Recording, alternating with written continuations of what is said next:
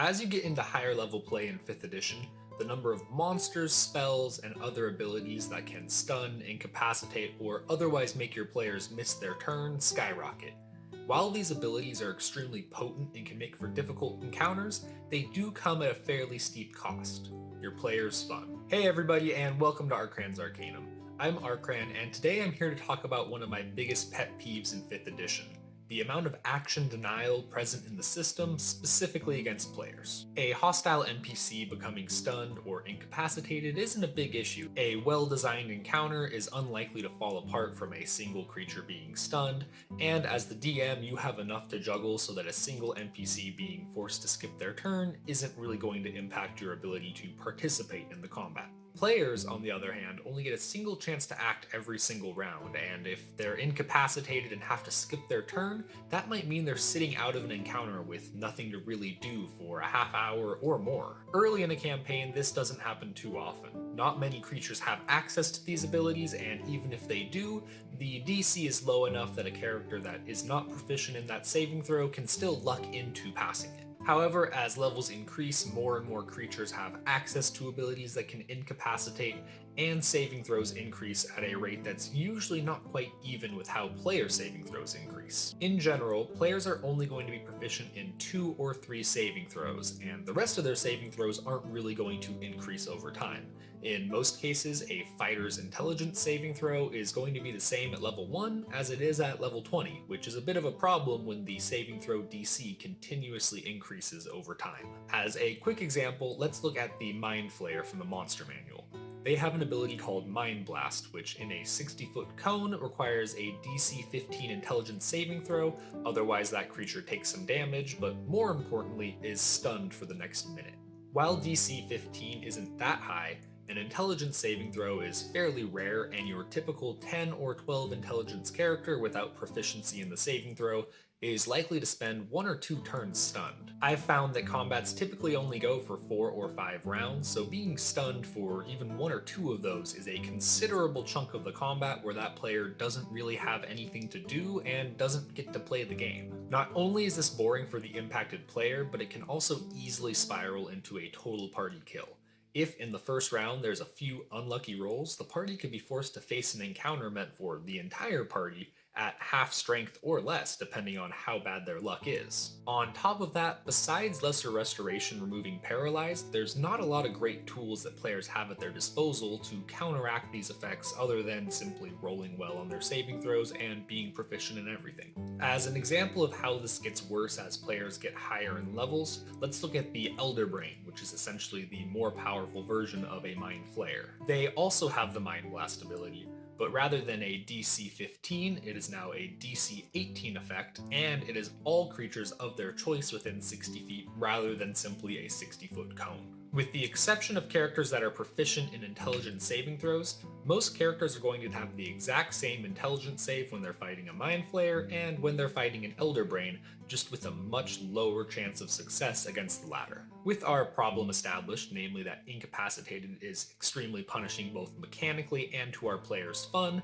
and that it's extremely hard to prevent using any reasonable methods, let's talk about ways that we can fix this. Our first fix is the most extreme, but also probably the simplest to implement. Simply don't use monsters that can inflict incapacitated, or if you do, avoid using those options. While this is effective and simple, it does have some significant downsides, namely that you're going to be missing out on some of the more interesting and fun to use creatures in 5th edition, such as Mind Flayers and Beholders. If we specifically avoid using abilities that can inflict incapacitated, most of the monsters are going to feel much weaker. Incapacitated is an incredibly powerful status affliction, and most of the creatures that can inflict it are weaker in some other ways to compensate for that. A Mind Flayer that isn't using its Mind Blast is going to be a fairly easy encounter and something that's not very memorable for your players. The next option is a bit better, and that is to simply replace any abilities that inflict incapacitated with a similar ability that inflicts a different status condition. For example, perhaps the Mind Flayer's Mind Blast instead inflicts something similar to the Slow spell, where their armor class is lowered, their movement is limited, and they can only take an action or a bonus action, but not both. This is still a powerful, incredibly potent effect, but by giving your players their action, they're able to still stay in the fight, they're still able to participate, and they're going to have a lot more fun in the encounter. Other replacements could be inflicting something similar to the Bane spell, where players subtract a d4 from attack rolls and saving throws, or even a higher die for more powerful creatures. In a pinch, if you want to completely move away from status conditions, simply increasing the damage of the ability is a quick and dirty way to remove the incapacitated condition but still keep that ability threatening. In general, I would increase the damage from anywhere between 50% to 100% depending on if it is an area of effect ability or a single target effect, leaning towards the lower end for area effects and the higher end for single target effects. This solution works great, but it does require a bit more work on your end as the DM because you are effectively homebrewing every stat block to get rid of any incapacitated conditions. This brings us to our final option, which is to simply change how the incapacitated condition works when it is inflicted on players. Most action denial that players experience can be lumped together under the incapacitated condition, which has a really short description. The player can't take actions or reactions. Stunned, paralyzed, and several other effects all inflict incapacitated in order to make players miss their action, so simply changing incapacitated solves our problem in a clean way. We don't need to make any changes to monster stat blocks, and it's incredibly easy to keep incapacitated almost as effective but a bit more fun to play around. The revised incapacitated works as follows. The creature's movement is halved, they cannot take reactions, their attacks have disadvantage, and saving throws against that creature have advantage. In addition, it specifies that if a creature is concentrating on a spell, they lose that concentration when they become incapacitated.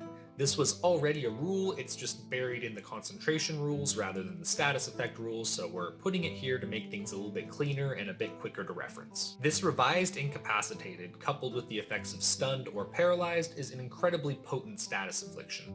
It's going to severely limit a character's offense, but they still have an action to try to heal, take a defensive action, or if they can find advantage, they can still attack as normal. More importantly, while this is still a debilitating affliction, it still allows your players to participate in the encounter and they're not stuck there twiddling their thumbs while the encounter passes them by. It's an extremely simple fix, but it will allow you to use creatures that inflict the incapacitated condition without having to worry that you're going to completely ruin the encounter for a player that never gets to take a turn.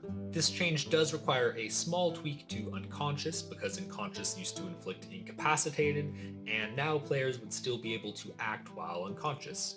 Fortunately, the fix is easy, just replace the inflicts incapacitated effect in unconscious with the old incapacitated. Also, as a reminder, this revised incapacitated only applies when it's inflicted on players. Incapacitated enemies still lose their turn as normal. If you apply this effect both ways, you would likely have to rebalance some classes, namely the monk, who gets a great deal of their power from Stunning Strike. And with that, we're done, and you should have some valid options on how you can reduce the amount of turns that you force your players to miss with the incapacitated condition. If you're interested in another video about how to make sure that your players get to participate in as much of a combat encounter as possible, look down in the description for links to my revised hit point rules that make players go unconscious a bit less often. If you have any questions about the changes I outlined in this video or suggestions for a future video, please let me know in the comments. Otherwise, thanks for stopping by the Arcanum and have a great day.